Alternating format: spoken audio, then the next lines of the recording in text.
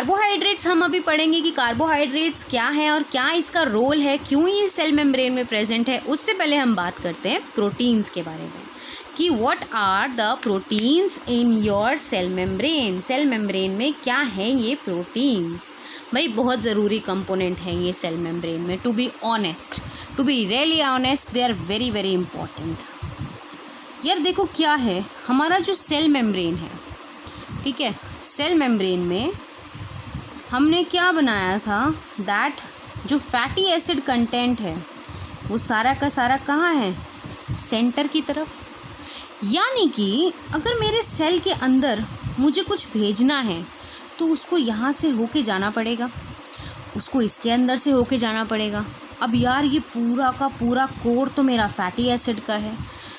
एक तरह से एक स्ट्रिक्ट टीचर मान लो, ठीक है, हम मान लेते हैं ये वो टीचर है बेसिकली जो सिर्फ क्लास के पढ़ने वाले बच्चे या फिर जो मॉनिटर होते हैं या फिर यू कैन से ऐसे बच्चे जो उनकी चमचागिरी टाइप्स करते हैं। टू बी ऑनेस्ट मुझे ये वही टीचर्स नज़र आते हैं। मेरे अकॉर्डिंग ये वाला सेक्टर उन्हीं टीचर्स का है जो बेसिकली चमचागिरी वाले उसमें बिलीव करते हैं। क्यों यार, देखो ये लिपिड कोर है, मतलब सेंट्रल पार्ट हमारा लिपिड से बना हुआ है।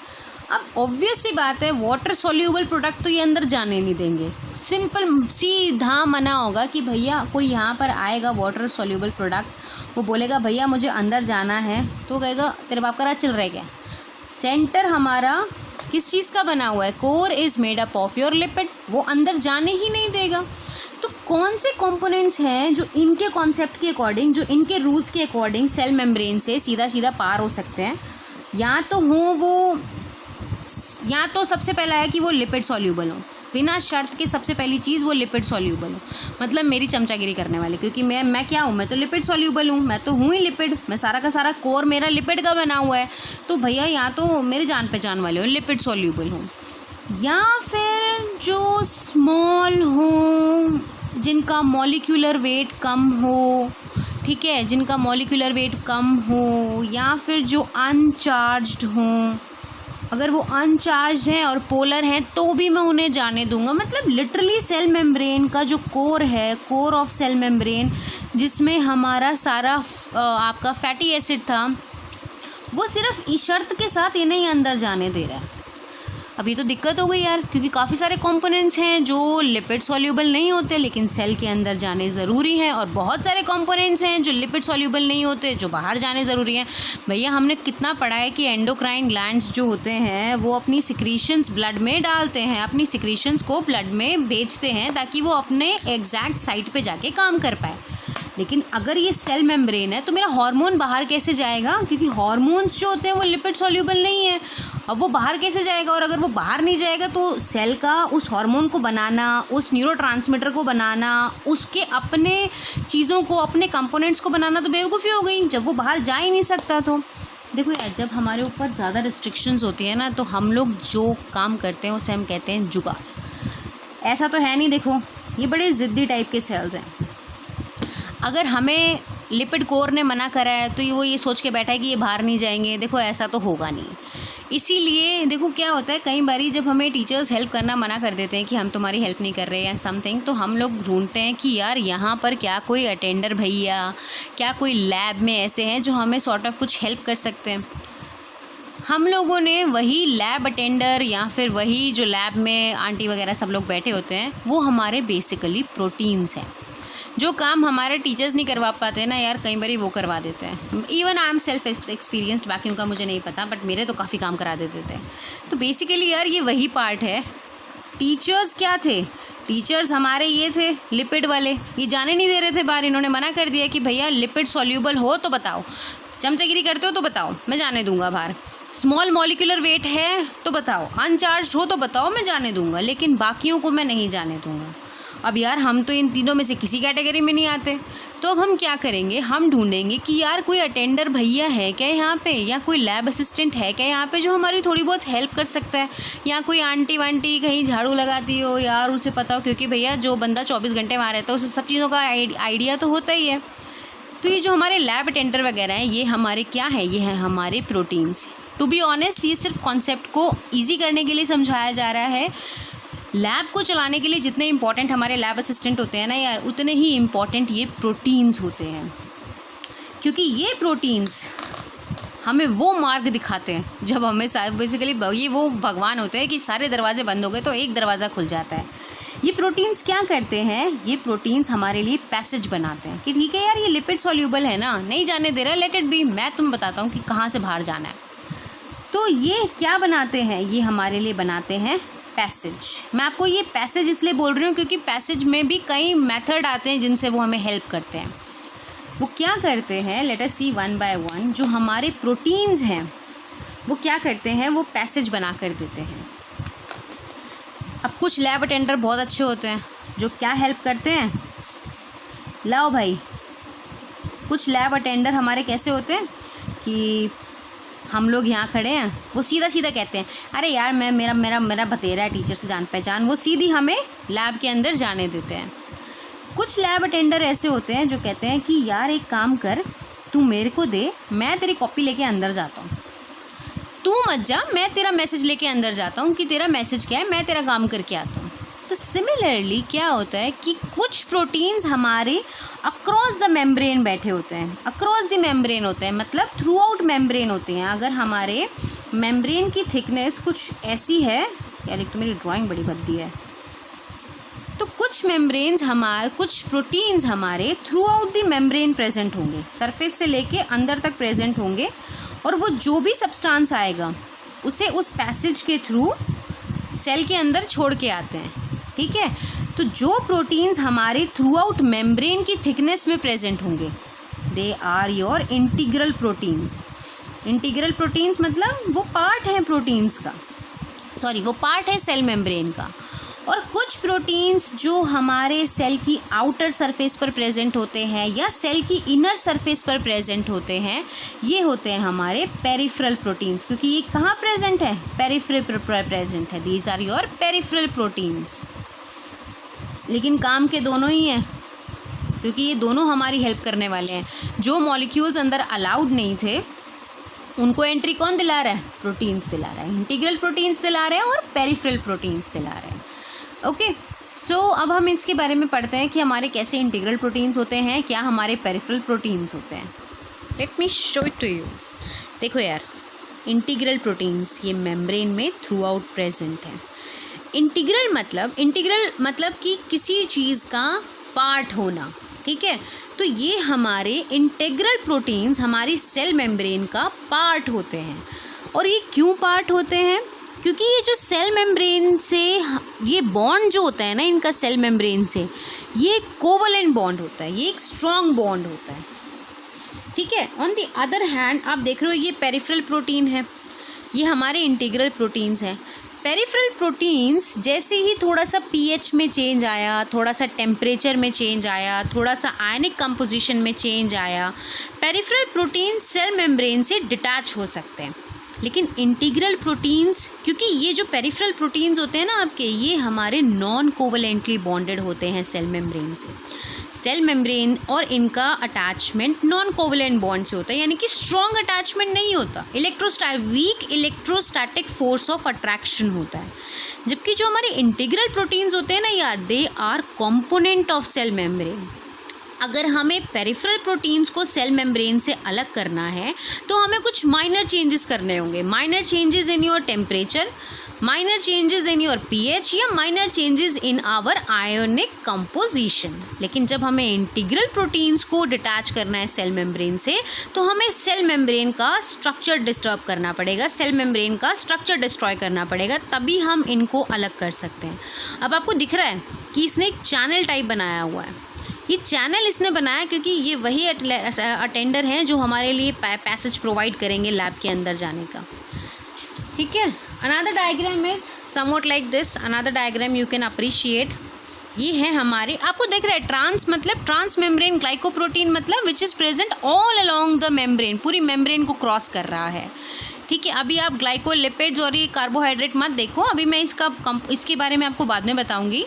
आपको ये दिख रहा है चैनल प्रोटीन, ये हमारे ट्रांस मेम्ब्रेन प्रोटीन है, ये पेरिफेरल प्रोटीन है। तो बेसिकली जो चीज़ हमें प्रोटीन्स के बारे में पता होनी चाहिए वो क्या पता होनी चाहिए कि हमारे पास में कुछ इंटीग्रल प्रोटीन्स हैं और कुछ पेरिफेरल प्रोटीन्स हैं। पेरिफेरल प्रोटीन्स मियरली कुछ टेम्परेचर या आयनिक कंपोजिशन में या पीएच के चेंज की वजह से पेरिफेरल प्रोटीन सेल मेम्ब्रेन की सरफेस से डिटैच हो सकते हैं क्योंकि वो नॉन कोवलेंटली बॉन्डेड होते हैं, जबकि इंटीग्रल प्रोटीन्स या transmembrane proteins they are actually integral part of the cell membrane. वो कोवलेंटली बॉन्डेड होते हैं, वो स्ट्रांगली बॉन्डेड होते हैं।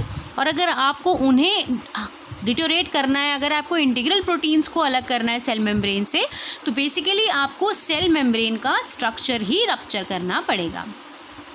इसके बाद में हम लोग प्रोटीन्स के बारे में पढ़ेंगे। ये बड़ा इंपॉर्टेंट डायग्राम है यार, चैनल प्रोटीन। अब हम कुछ प्रोटीन्स के बारे में पढ़ेंगे कि किस तरह से हमारे पास में अलग अलग टाइप के प्रोटीन्स हैं, ठीक है। Now let us see one by one what all different type of proteins we do have. Okay, so let me write it down first. Okay, so मैं आपको प्रोटीन्स के बारे में कुछ बताऊं उससे पहले मैं आपको एक चीज़ ये बताना चाहती हूँ कि जो हमारी सेल मेम्ब्रेन के अक्रॉस ऑक्सीजन है और जो हमारी सेल मेम्ब्रेन के अक्रॉस कार्बन डाइऑक्साइड है या जो हमारा नाइट्रोजीनियस एक्सचेंज है, ये गैसेस, कई बार यार ऐसा क्वेश्चन आता है, कई बार बड़े सिंपल से क्वेश्चंस पूछे जाते हैं और हम लोग उस जगह कंफ्यूज हो जाते हैं कि अगर सेल मेम्ब्रेन सेमी परमिएबल है, ये हमने काफ़ी टाइम से बोला नहीं है वर्ड कि हमारा सेल मेम्ब्रेन सेमी परमिएबल है। सेमी परमिएबल क्यों हुआ? सेमी परमिएबल यानी कि सिर्फ कुछ सिलेक्टिव मटीरियल्स को अंदर आने जाने देता है। तो क्या हमारी oxygen, carbon dioxide, nitrogen and very important component water हमारी सेल में परमिशन या रिसेप्टर्स के थ्रू जाते हैं? Answer is no. देखो, ऑक्सीजन और नाइट्रोजन ये दोनों तो हमारे नॉन पोलर कंपोनेंट्स हैं, ठीक है, ये दोनों हमारे नॉन पोलर हैं, तो ये इजीली सेल मेम्ब्रेन के अक्रॉस आ जा सकते हैं। वाटर और जो हमारा कार्बन डाइऑक्साइड है ये हमारा पोलर कंपोनेंट है लेकिन ये अनचार्ज्ड है, ठीक है, it is a polar component but it is अनचार्ज। तो बेसिकली ये तीनों गैसेस इजीली मेम्ब्रेन के अक्रॉस जा सकती हैं। वाटर मॉलिक्यूल जो होता है ना यार, हमारा वाटर का मूवमेंट अक्रॉस द मेम्ब्रेन क्यों पॉसिबल होता है? क्योंकि जो वाटर मॉलिक्यूल है ये होता तो पोलर कंपोनेंट है लेकिन ये अनचार्ज्ड पोलर कंपोनेंट होता है और इसका मॉलिक्यूलर वेट स्मॉल होता है। इसका मॉलिक्यूलर वेट स्मॉल होता है इसीलिए ये मेम्ब्रेन के अक्रॉस इजीली आ जा सकता है। तो कभी अगर आपके दिमाग में आए कि ऑक्सीजन, कार्बन डाइऑक्साइड या नाइट्रोजन या वाटर इजीली आ जा सकते हैं तो आंसर इज़ येस कि वो आ जा सकते हैं। अब हम लोग बात करेंगे कि ये प्रोटीन्स क्या क्या स्ट्रक्चर लेके मेम्ब्रेन के अंदर प्रेजेंट होते हैं और ये किस तरह से हमें हेल्प करते हैं। ओके, सो जो सबसे पहली इमेज में आपको दिखाना चाहती हूँ, सी, ये हैं हमारे कुछ पेप्टाइड चेन्स जिन्होंने इकट्ठे, can you see this structure of phospholipids, it's so elaborated. ये हमारा फोस्फेट एंड है, ये हमारे फैटी एसिड्स हैं। Can you see these are our phosphate ends and these are our fatty acids. और ये जो स्ट्रक्चर आप बीच में देख रहे हो, दिस इज़ एक्चुअली व्हाट, ये है हमारे कुछ पेप्टाइड चेन्स जो एक्चुअली कंबाइन होती हैं और इस तरह से, can you see this chains, these are 5 peptide chains. और इन्होंने बेसिकली इन्होंने ना 5वां पेप्टाइड चेन यहाँ से हटा दिया है। तो आप देख रहे हो कि एक पैसेज है, इस पैसेज में मोस्ट ऑफ द टाइम आपको क्या नज़र आएगा? It is water field. Okay, तो बेसिकली वो क्या होता है कि बीच का जो एरिया है, जो चैनल है, दैट इज़ वाटर फिल्ड। और जितने भी हमारे वाटर सॉल्यूबल कंपोनेंट्स हैं जो लिपिड सॉल्यूबल नहीं है वो इजीली सेल मेम्ब्रेन से बाहर से अंदर आ जा सकते हैं। Okay, I want to show you this diagrammatic representation of it. देखो क्या होता है कि कुछ पेप्टाइड चेन्स इकट्ठी होकर बनाती हैं कुछ डायग्राम इस तरह से, ठीक है। क्या होता है, ये एक्चुअली कुछ पेप्टाइड चेन्स हैं जो कंबाइन हो जाएंगी and they form a tube like structure. वो इस तरह से एक स्ट्रक्चर बनाएंगी। इसका जो सेंट्रल पार्ट है ना यार, वो इस सेंट्रल पार्ट को वाटर से फिल कर देते हैं। इसमें क्या फिल कर देते हैं? वाटर। सो दैट जो हमारा पोलर कंपोनेंट है,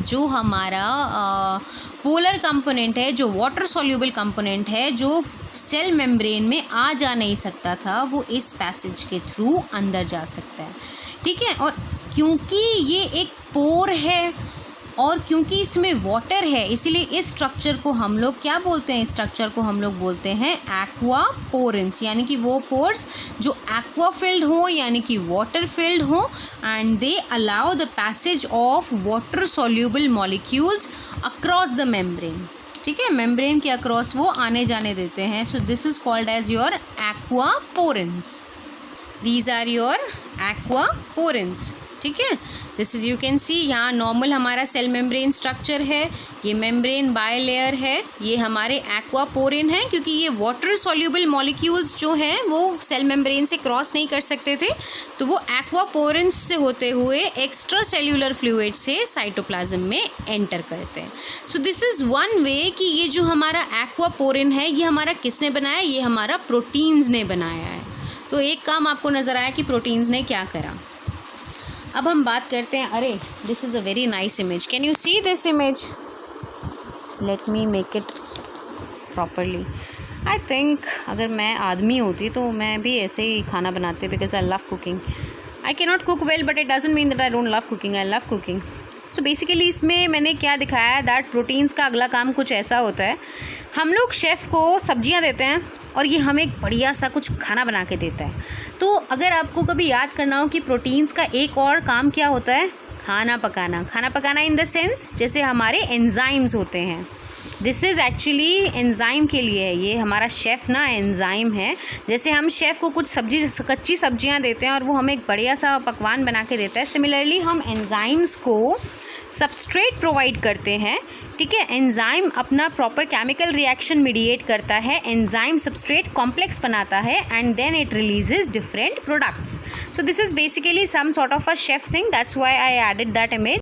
सो ये हमारा हो गया दूसरा फंक्शन। अभी तक हमने देखा कि उन्होंने एक्वापोरेंस बनाए हुए थे और वो वाटर सॉल्यूबल मॉलिक्यूल्स को जाने दे रहे थे। अब हमने देखा mechanism of enzyme action, enzymes किस तरह से, प्रोटीन्स, एंजाइम क्या होते हैं यार, they are the proteins, they are actually what, enzymes are your proteins.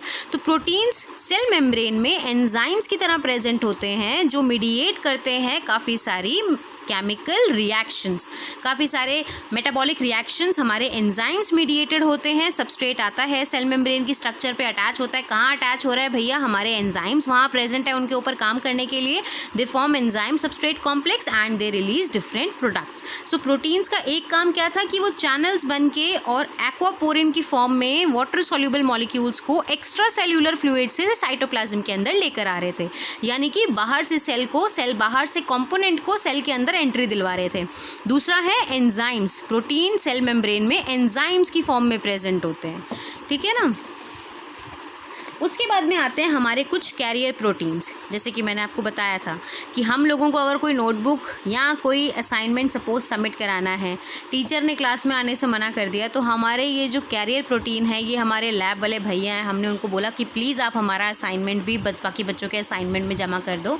तो बेसिकली क्या हुआ, कुछ कंपोनेंट्स जो हमारे लिपिड सॉल्यूबल नहीं थे, हमने लैब असिस्टेंट भैया को दिए, कैरियर प्रोटीन्स को दिए, उन्होंने अटैच किया और फिर उन्होंने अपनी कॉन्फ़िगरेशन में चेंज किया और उस चेंज की वजह से वो प्रोटीन्स और हम यू कैन से हमारा असाइनमेंट बाकी बच्चों के असाइनमेंट में आ गया। तो देखा आपने किस तरह से एक्स्ट्रा सेल्यूलर स्पेस में जो lipid insoluble and water soluble components थे, वो किस तरह से इंट्रासेल्यूलर स्पेस में आ गए। There are carrier proteins, carrier proteins वो प्रोटीन्स होते हैं जो बेसिकली कैरी करते हैं, दे कैरी द कंपोनेंट, उसके बाद में they attain some configurational changes and then they mediate the transportation of the components from outside to inside. बाहर का सामान, बाहर का जो भी स्ट्रक्चर अंदर जाना होता है सेल में, किस तरह से वो उसको मीडिएट करते हैं। So this is your carrier protein. Okay, इसके बाद में बड़ा अच्छा एक आपको ये फ्रॉग नज़र आ रहा है, लेकिन ये उल्टा है। सो लेट मी क्लैरिफाई यू कि ये क्या है। ये है यार, ये फ्रॉग है। ये एक फ्रॉग है जो एक लकड़ी के ऊपर बैठा हुआ है, and this is a lake. पानी में एक लकड़ी के ऊपर एक फ्रॉग बैठा हुआ है, लेकिन इसका सेल मेम्ब्रेन से क्या नाता, क्या रिश्ता, क्या होता है यार। सेल मेम्ब्रेन के स्ट्रक्चर में, मेरा सेल मेम्ब्रेन का स्ट्रक्चर है, ठीक है, उस सेल मेम्ब्रेन के स्ट्रक्चर में कुछ पॉइंट ऐसे होते हैं जहां हमारे फैटी एसिड्स की चेन भी लंबी होती हैं, और बाकियों के कंपैरिजन में, बाकी हिस्से के कंपैरिजन में इस एरिया में सिर्फ फैटी एसिड की चेन्स लंबी नहीं होती, ये जो फैटी एसिड्स हैं ये सैचुरेटेड भी ज़्यादा होते हैं, और ये सैचुरेटेड भी ज़्यादा होने के साथ साथ यहाँ कोलेस्ट्रॉल भी ज़्यादा होता है। बेसिकली ना ये एक लकड़ी का टुकड़ा ही है। पानी क्या है, पानी फ्लूइड है, यहाँ पर हमारी सेल मेम्ब्रेन फ्लूइड थी। हमने कहा था कि ये फ्लूइडिटी मेंटेन करने के लिए क्या करना पड़ता है, ये फ्लूइडिटी मेंटेन करने के लिए हमें क्या चेक करना है कि सैचुरेटेड कम हो और अनसैचुरेटेड फैटी एसिड्स ज़्यादा हों। लेकिन पूरी सेल मेम्ब्रेन में ये स्ट्रक्चर ऐसा है, ये स्ट्रक्चर नहीं एक्चुअली मेरे को बोलना चाहिए, ये पार्ट ऐसा है जहाँ पर सैचुरेटेड फैटी एसिड्स भी ज़्यादा हैं और जहाँ पर हमारा कोलेस्ट्रॉल भी ज़्यादा है। यहाँ हमारे कोलेस्ट्रॉल कंपोनेंट्स भी कंपैरेटिवली ज़्यादा होते हैं। ये स्ट्रक्चर जो होता है इसे हम लोग बोलते हैं लिपिड राफ्ट। और इस स्ट्रक्चर में हमारे क्या प्रेजेंट होते हैं, यहाँ होते हैं हमारे प्रेजेंट रिसेप्टर्स। इसे हम क्या बोलते हैं, इसे हम बोलते हैं लिपिड राफ्ट, जहाँ होते हैं हमारे रिसेप्टर्स। सो ये स्ट्रक्चर कंपैरेटिवली बाकी मेम्ब्रेन से क्यों अलग होता है और इसे हम लिपिड राफ्ट क्यों बोलते हैं। लिपिड राफ्ट इसीलिए बोलते हैं क्योंकि पूरी सेल मेम्ब्रेन में, हमने बोला सेल मेम्ब्रेन फ्लूइडिटी रखती है, जो हमारे फैटी एसिड चेन्स हैं वो अनसैचुरेटेड फैटी एसिड से ज़्यादा बनी होनी चाहिए, तभी फ्लूइडिटी मेंटेन रहेगी। लेकिन इस हिस्से में हमारे सैचुरेटेड कंपैरेटिवली ज़्यादा होते हैं और हमारे कोलेस्ट्रॉल मॉलिक्यूल्स भी कंपैरेटिवली ज़्यादा होते हैं। ये थोड़ा सा सॉलिडिफाइड स्ट्रक्चर होता है इसीलिए। And here are your attached, what, here are your attached receptors. Okay, so moving on, let me show you some another part of it. Now one by one this is a function of your membrane proteins. अब हम फटाफट एक बार में ये देखते हैं that हमारे पास में अभी तक हमने क्या देखा, that हमारे पास में जो membranous proteins थे उनका कुछ फंक्शन था। ये हमारे membranous proteins का एक रिव्यूड फंक्शन है। हम फटाफट रिव्यू करेंगे हमारे फंक्शन ऑफ मेम्ब्रेनस प्रोटीन्स के बारे में, ठीक है। तो सबसे पहले हम देखेंगे they act as a receptor, जैसे कि हमने देखा ये act as a transporter, they act as ionic channels. अब हमें एक्चुअली टू बी ऑनेस्ट अभी तक मैंने आपको सिर्फ ट्रांसपोर्टर के बारे में थोड़ा सा बताया है, लेकिन अब मैं आपको इन तीनों के बारे में बताऊंगी एक एक करके। आपने सुना होगा यार कि there in the cell membrane there are present some voltage gated sodium channels. क्या होता है यार, हमारी सेल मेम्ब्रेन में प्रोटीन्स स्ट्रक्चर बनाते हैं और ये होते हैं हमारे चैनल्स। इनमें चैनल्स जो होते हैं they are very stereospecific. Stereospecific का मतलब कुछ प्रोटीन्स चैनल बनाते हैं। अब एक्चुअली मैं आपको एक चीज़ इससे पहले और बताती हूँ, मुझे आपको थोड़ा सा आयंस के बारे में एक्सप्लेन करना है। देखो यार, एक चीज़ कभी मत भूलना that your cell is a bag of potassium, और बाहर क्या है, सोडियम। बाहर सोडियम रिच फ्लूइड है और अंदर आपका potassium. It is a bag of potassium, एक थैला है पोटाशियम का जो सोडियम वाले फ्लूइड में तैर रहा है। और ये कंसंट्रेशन मेंटेन करना बहुत इम्पॉर्टेंट है। अगर हमारी ये आयनिक कंसंट्रेशन डिस्टर्ब होती है, यानी कि हमारा एक सेल अगर सोडियम का अंदर आना, पोटाशियम का एक्सचेंज जो मीडिएट है वो डिस्टर्ब है, तो बेसिकली हमारी मल्टीपल थिंग्स आर डिस्टर्ब्ड। मैं आपको एक्सप्लेन करती हूँ कैसे। देखो यार, आप पढ़ोगे आगे जाके when we will study about action potential के बारे में जब हम पढ़ेंगे तो आपको वहाँ पर बहुत अच्छे से समझ आएगा कि किस तरह जब 3 सोडियम आयंस सेल के अंदर से बाहर जाते हैं और किस तरह जब 2 पोटाशियम आयंस बाहर से अंदर आते हैं तो पूरी एक्टिविटी मीडिएट होती है। हमारा सेल किस तरह से एक्टिव होता है। दूसरी चीज़ आप ये देखो कि पोटाशियम हमारे सेल्स के अंदर भरा हुआ है, राइट। पोटाशियम हमारा सेल्स के अंदर है। अगर हमारे सेल्स काफ़ी ज़्यादा मात्रा में टूट रहे हैं, यानी कि ब्रेक डाउन ऑफ सेल्स बहुत ज़्यादा है, तो क्या होगा, ब्लड में हमारा पोटाशियम का कंसंट्रेशन इंक्रीज़ कर जाएगा। और पोटाशियम का कंसंट्रेशन जब इंक्रीज़ कर जाता है तो उसे हम लोग क्या बोलते हैं, हम उसको बोलते हैं हाइपरकैलेमिया। हाइपरकैलेमिया में क्या होता है, बेसिकली पोटाशियम की कंसंट्रेशन इंक्रीज़ कर जाती है, जिसकी वजह से कार्डियक अरेस्ट तक हो सकता है।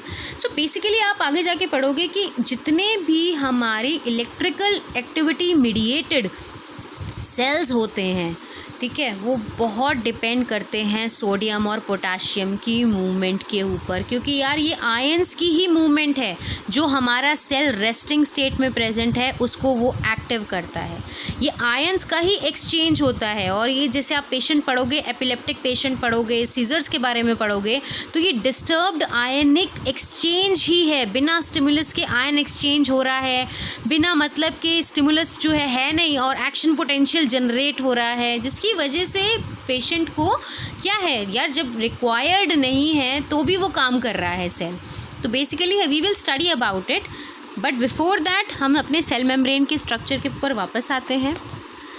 तो और हम लोग डिसाइड करते हैं एग्जैक्टली कि प्रोटीन्स हमारे क्या क्या बनाता है। सबसे पहले हमने आपको एक्वापोरेंस के बारे में बताया कि एक्वापोरेंस क्या होते हैं। उसके बाद में हमने आपको बताया दैट अभी मैंने बोला कि वो आयंस के चैनल प्रोवाइड करते हैं आयंस के एक्सचेंज के लिए।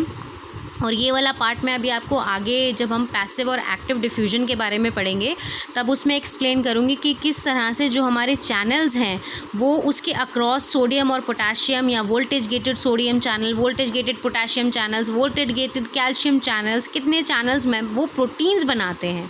तो बेसिकली अभी आपको प्रोटीन्स के बारे में पढ़ना है दैट दे फॉर्म द एक्वापोरेंस।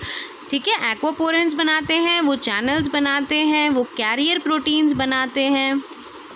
और वो क्या बनाते हैं, कैरियर प्रोटीन्स बनाने के साथ साथ वो बनाते हैं receptors. So these are few basic important facts which are related to your cell membrane structure. Cell membrane के स्ट्रक्चर में ये कुछ बातें ऐसी हैं जो आपको बिल्कुल टिप्स पे होनी चाहिए कि सेल मेम्ब्रेन का स्ट्रक्चर कैसा है। एक बार मैं आपको फिर से बता दूं, सेल मेम्ब्रेन का स्ट्रक्चर है कि एक आउटर प्रोटीनिशियस लेयर है, एक इनर प्रोटीनिशियस लेयर है। आउटर प्रोटीन लेयर में क्या है, ये फोस्फोलिपिड्स हैं आपके पास में, ठीक है, और ये इस तरह से ओरिएंटेड होते हैं। ये फोस्फेट एंड है, ये फोस्फेट एंड है, ये कैसा एंड है, हाइड्रोफिलिक एंड है, ठीक है, हाइड्रोफिलिक।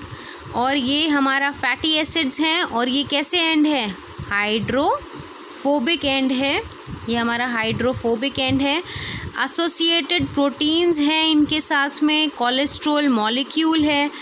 अब हमारा जो एक स्ट्रक्चर में इंक्लूडेड कंपोनेंट रह गया वो हो गया हमारा कार्बोहाइड्रेट्स।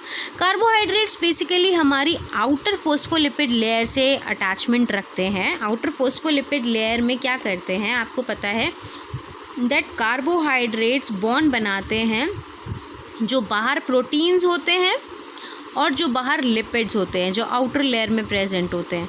जब कार्बोहाइड्रेट्स प्रोटीन के साथ मिलकर स्ट्रक्चर बनाते हैं तो उन्हें हम बोलते हैं ग्लाइकोप्रोटीन्स, और जब कार्बोहाइड्रेट्स लिपिड के साथ स्ट्रक्चर बनाते हैं तो हम उन्हें क्या बोलते हैं, glycolipids.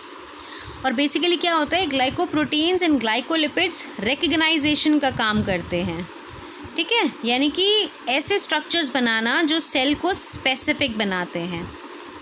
They actually help you out. और आपने पढ़ा होगा कि सेल की सरफेस पर कुछ स्पेसिफिक एंटीजन्स होते हैं।